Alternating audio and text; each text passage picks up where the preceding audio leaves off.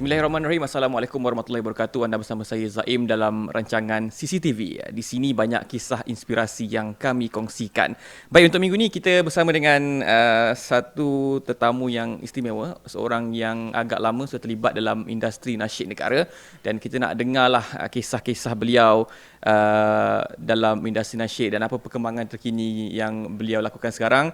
Dan saya nak buang masa, saya perkenalkan tetamu CCTV pada minggu ini ialah saudara Abdul Halim Ahmad yang merupakan salah seorang anggota kumpulan nasyid Devotees. Terima kasih Halim kerana sudi bersama dengan CCTV. Ya, terima kasih kerana menjemput saya. Alhamdulillah. Okey, jadi Halim, sebelum kita berborak panjang, kita kat CCTV ni untuk peringkat awal ni kita nak dengar sikitlah kisah Halim, macam mana membesar dulu, membesar dekat mana, sekolah dekat mana, dan boleh rangkumkan juga macam mana daripada sekolah tu boleh membawa pula ke dalam industri nasyid ni Halim. Mungkin boleh cerita sikit?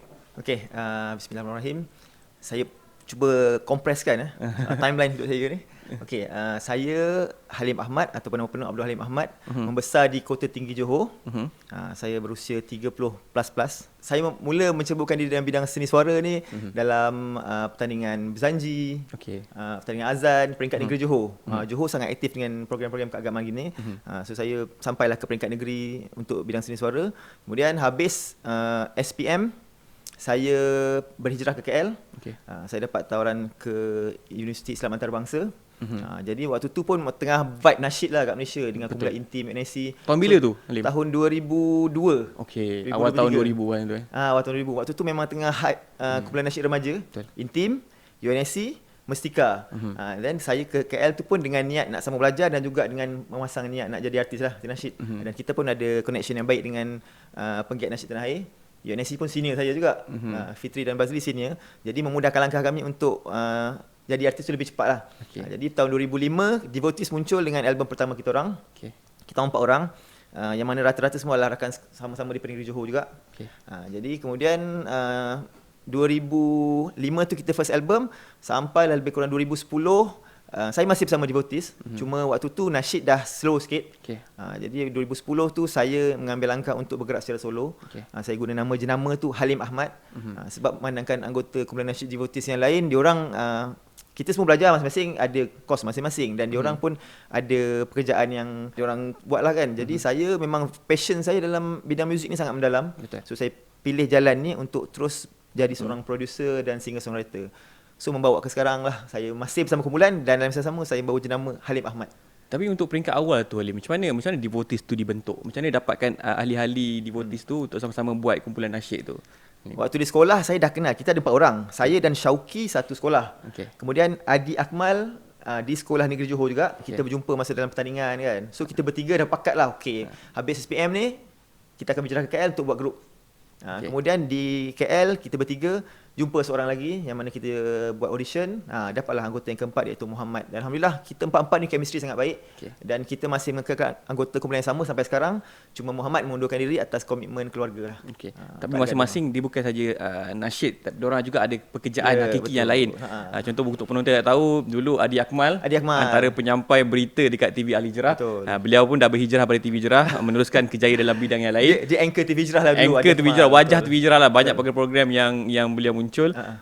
Tapi untuk peringkat awal waktu Devotees ditubuhkan, macam mana sambutan dia Halim? Time tu memang industri nasyid tengah peak kan. Jadi memang sambutan tu agak baik lah time tu. Alhamdulillah kita orang terima baik. Maksudnya kalau waktu tu yang remaja lah, yang kata mengenengahkan muka-muka remaja ni Intim, kemudian UNSC, kemudian Mestika, dan lepas tu Devotees. Kita kira batch-batch remaja ujung-ujung yang diterima lah. Maksudnya lagu-lagu kita tu 3-4 lagu InsyaAllah kalau kita nyanyi orang tahu.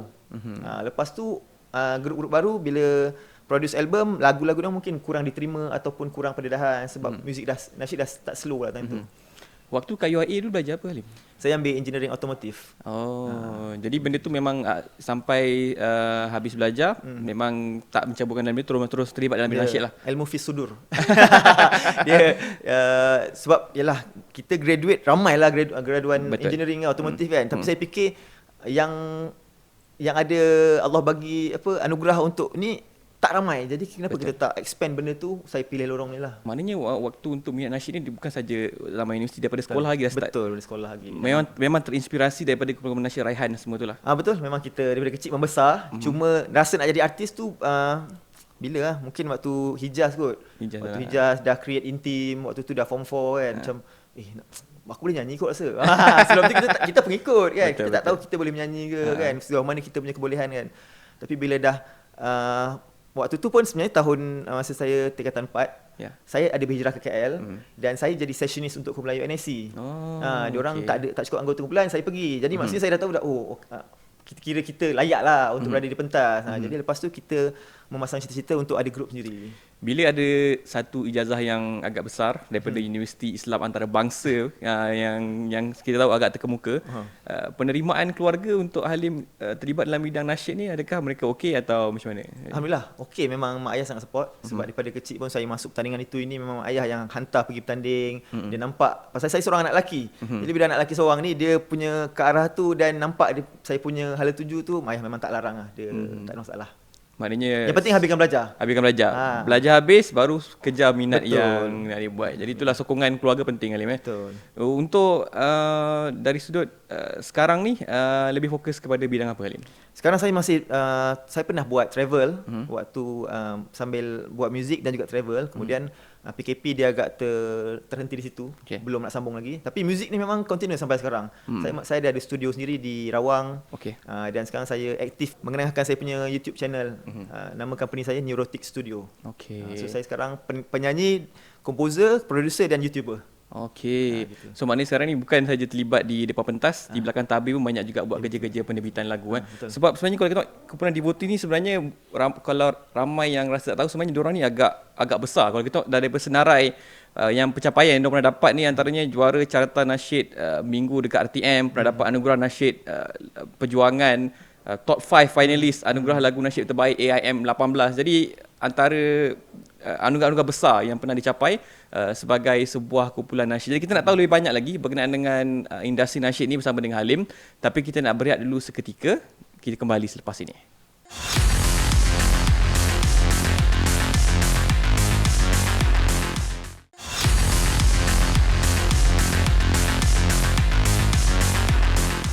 Kembali lagi dalam CCTV, kita nak teruskan perbincangan kita berkenaan dengan industri nasyid negara. Kita tahu pada awal tahun 2000 macam yang Halim kongsikan, industri nasyid negara ni pernah berada pada satu kedudukan yang tinggi, di mana kita tengok banyak anugerah-anugerah besar memberi pengiktirafan kepada kumpulan-kumpulan nasyid negara. Namun kita dapat lihat penurunan perkembangan industri nasyid negara dan banyaklah usaha-usaha yang telah dilakukan untuk mengembalikan kegemilangan nasyid negara, termasuklah apa yang dilakukan di TV Al Hijrah, di mana kita menerbitkan rancangan Carta 114 untuk kita mempromosikan ataupun mengangkat bakat-bakat baharu dalam industri nasyid negara. Tapi kita nak dengar sendiri pandangan daripada mereka yang terlibat dalam industri nasyid ni. Pada pandangan Halim sendirilah, kenapa antara puncanya industri nasyid negara ini semakin kurang mendapat tempat di kalangan rakyat Malaysia, terutamanya generasi muda Halim? Okey, ini pendapat peribadi saya. Bagi saya setiap genre muzik tu dia memang ada dia punya timeline dia. Betul. Dia akan peak, dia akan turun. Setuju. Kalau dangdut pun sama. Betul. Kan, pernah ada kemuncak, turun. Nasyid pun sama juga. Sebab apa dia berubah tu? Sebab orang dah tepu lah. Bila semua buat genre lagu nasyid cinta contohnya, Intim start, UNSC buat, kita orang buat juga, semua dia tertepu lah, semua orang dah ni lah. So orang mencari kelainan. Begitu juga dalam genre lain. Jadi sebenarnya bukan orang tak terima, sebab mengikut saya punya kajian lah, kita habis pada sekitar tahun 2009, 2010 dah start slow. Kita punya pelapis-pelapis semua dah tak boleh nak jual album. Tapi 2010 atau 2009 lah, kita dikejutkan dengan kedatangan Mahizin. Waktu tu muzik baru, macam wow, padahal sound Mahizin tu dia adalah sound kumpulan Backstreet Boys, lagu R&B kan. Tapi dalam bentuk Islamik, penyanyi solo, dan orang boleh terima. Dan bukan kata orang Melayu dia terima, semua orang, semua golongan terima. Orang yang tak dengan nasyid pun dia terima. Macam mana jadi pada fenomena Raihan, macam itu pada Mahizin. So Mahizin dah buktikan sebenarnya nasyid tak hilang, cuma orang nak something yang new, Baru. sound baru. Lepas tu lepas Mahizin, kita dikejutkan lagi dengan fenomena Hafiz Hamidun pula. Betul. 2012. Zikir terapi.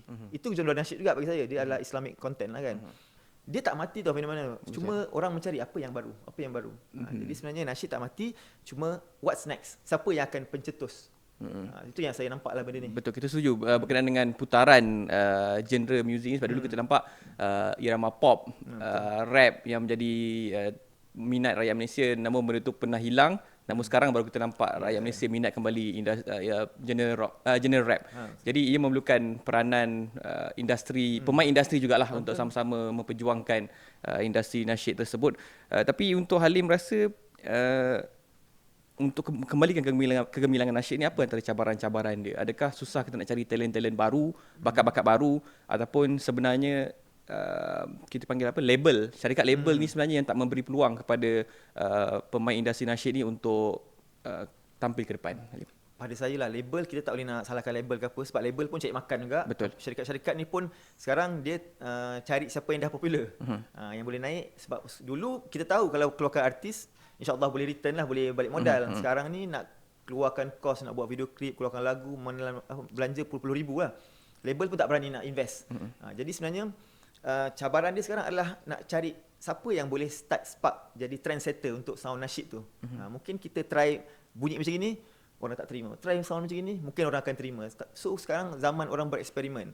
Jadi kalau kita sekadar jadi followers kan, mungkin budak nasyid baru sekarang, dia suka genre macam gini, genre macam Raihan, dia tiru, dia buat. Dan orang dengar, biasalah, Raihan dah sedap lah. Benda yang ni tak ada yang special. So orang tak terima. Tapi mungkin akan datang, kita tak tahu. Kita tak boleh nak predict kan, soalan apa yang akan datang yang baru. Bila ada, meletup, insyaAllah dia akan jadi pioneer untuk trendsetter benda tu.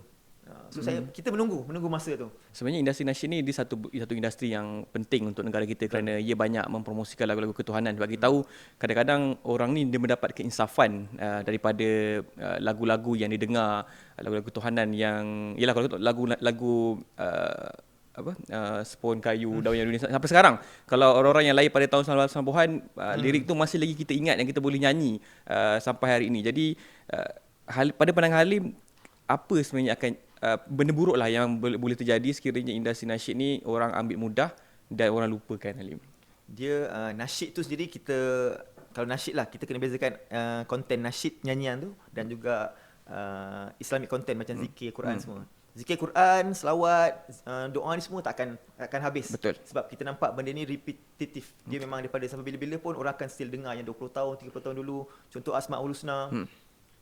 Abang Farid Abdul Fattah yang mengasaskan benda tu, dia kata kita rekod ni tahun 80-an, 86, lebih kurang gitulah. Sampai sekarang 30 tahun, 40 tahun kemudian pun rentak dia masih ingat. Itulah sampai sekarang budak dengar. Buka YouTube, itulah sound dia. So dia tak akan mati. Cuma lagu nasyid ni ikut masa dia, zaman dia. Lagu ni paling lama pun mungkin 2-3 tahun orang dengar. Melainkan lagu tu evergreen, lagu-lagu Raihan, puji-pujian. Itu pun puji-pujian ni sebab apa dia bertahan? Sebab dia gunakan konten Islamik, la ilaha illallah, kan, kalimah syahadah kan. Jadi orang digunakan di seluruh dunia. Betul. Sepanjang masa dan dia tak akan mati konten tu. Betul. Jadi sebenarnya kita kena penggiat nasyid ni lah. Sebab tu kita agak risau lah sebenarnya. Saya sebagai penggiat aktif nasyid juga risau sebab saya pun mencari pelapis-pelapis. Tapi budak sekarang macam tak minat juga. Mungkin sebab dia nampak jalan ataupun vibe nasyid tak macam dulu. Betul. Kita dulu minat tu pasal vibe tu memang tengah best kan. Jadi kita nak jadi artis lah. Betul, tapi kalau kita lihat sekarang memang kita akui persembahan di peringkat yang besar semakin kurang. Tapi sebenarnya kita ada platform baru. Contoh macam media sosial yang boleh digunakan artis baru untuk mereka mempromosikan lagu-lagu yang mereka ada. Dan sebenarnya Halim ni juga antara individu yang cukup mahir menggunakan media sosial untuk mempromosikan karya-karya beliau. Dan kita akan dengar pandangan Halim berkaitan dengan pentingnya sosial media ni untuk mempromosikan karya-karya nasyid. Tapi kita nak berehat seketika. Kita kembali selepas ini.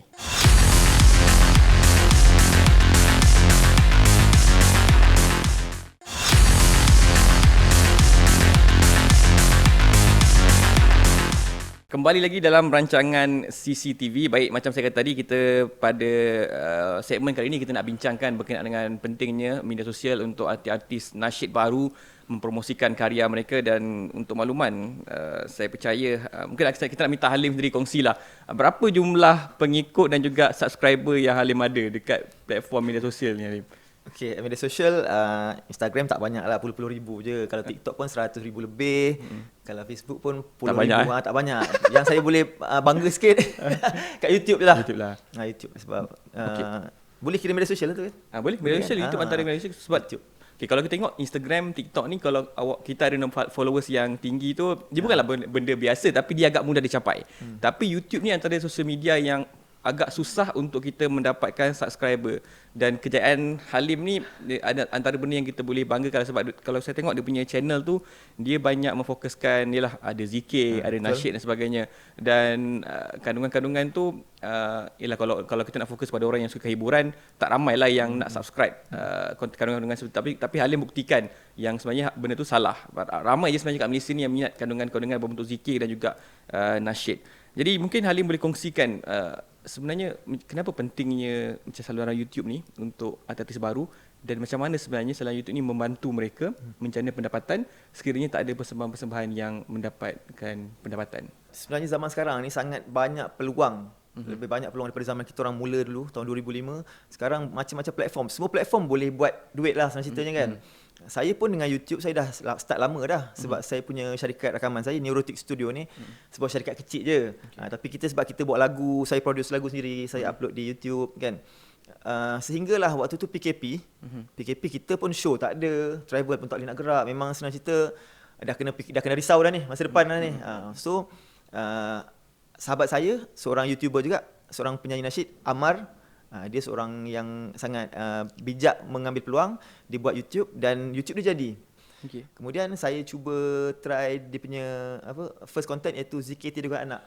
Dengan cara saya sendiri. Kalau nak buat lagu, kita kena ada ilham, kena ada lirik, kena ada music, kena ada recording proper, kena mixing, sangat kompleks lah. Betul. Tapi untuk zikir tidur anak ni, saya cuma rakam dalam berapa minit, saya loopkan jadi 1 jam, saya letak reverb, saya balancekan lebih kurang sikit, letak sekeping gambar, dia punya design dia, gambar anak saya, baby masa tu. Saya upload. Selepas 4 bulan lah lebih kurang baru nampak dia punya projection naik. Dan alhamdulillah sampai sekarang saat ni saya rasa dah 95 juta views. 95 juta views. Saya kira zikir tidur anak tertinggi di Malaysia lah kot. Kalau nak kata penyanyi nasyid yang paling tinggi view tu saya mengakulah saya, tapi sebab benda tu bukan nasyid kan, benda tu kira zikir kan. Tapi itulah maknanya ialah bila kita cakap berkaitan dengan industri nasyid ni, dia tak semestinya dalam bentuk lagu. Betul.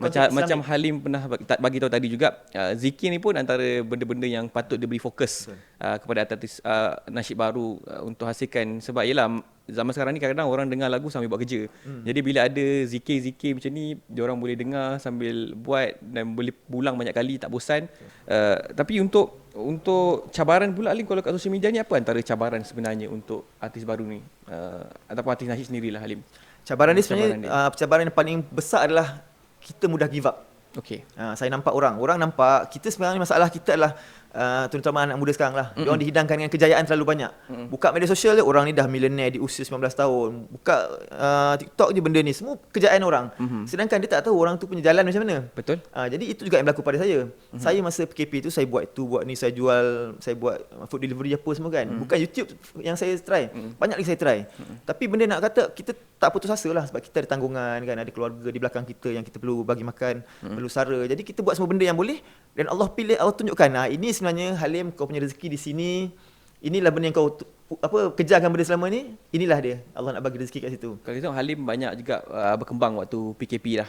Tapi masa PKP, tapi orang kata apa antara nasihat yang Halim dengar ataupun advice yang Halim dapat waktu PKP tu untuk kekal bersemangat dan terus bergerak dan jadi apa yang Halim jadi hari ni lah? Saya buat lagu kan. Saya sebelum jadi YouTuber ni saya buat lagu. Banyak lagu saya tak jadi. Maksudnya kita buat dengan modal ribu-ribu, tak popular, tak naik. Tapi kemudian tahun 2016 lagu saya Hai Anak naik. Daripada banyak lagu habis duit sebelum tu, lagu Hai Anak naik. Jadi saya macam, lepas habis duit banyak ni, rupanya kat sini Allah nak bagi naik. Kemudian bila kita dah sampai satu tahap, satu yang boleh dibanggakan berjaya tu, kita akan rasa drop lagi. Sebab next lagu tak semestinya berjaya. Dia akan drop lagi. 2018 lagu saya trending lagi, lagu Kekasih. Waktu tu trending 1 juta views dalam 2 minggu je. Okey, mungkin kita nak tanya soalan terakhir lah. Mungkin kita nak sedikit harapan Halim kepada pemain industri nasyid dan juga kepada peminat nasyid negara. Apa harapan Halim kepada mereka untuk mengembalikan kegemilangan nasyid di Malaysia ni, Halim? Okey, pertamanya saya nak ucap terima kasih kepada semua peminat nasyid tanah air. Peminat nasyid tak ramai, tapi dia ada. Cuma saya harapkan anda semua jadi lebih supportive untuk menyokong nasyid di mana saja media-media. Contoh kita ada Carta 114 kan. Kemudian di Radio IKIM ada juga. Kemudian bila ada konsert-konsert yang artis nasyid buat, datanglah. Bila ada single baru kami keluarkan, dengarlah. Dia memang tak semeriah macam dulu. Dulu dengan album kan. Tapi bila kita buat ni, maksudnya kita nak benda tu kekal, masih ada nasyid ni nampak hidup. Bila anda tak support, bila anda tak bantu kita naik tonton lagu di YouTube tu, contohnya paling mudah free lah. Buka YouTube free je. Cuma layan iklan sikit je.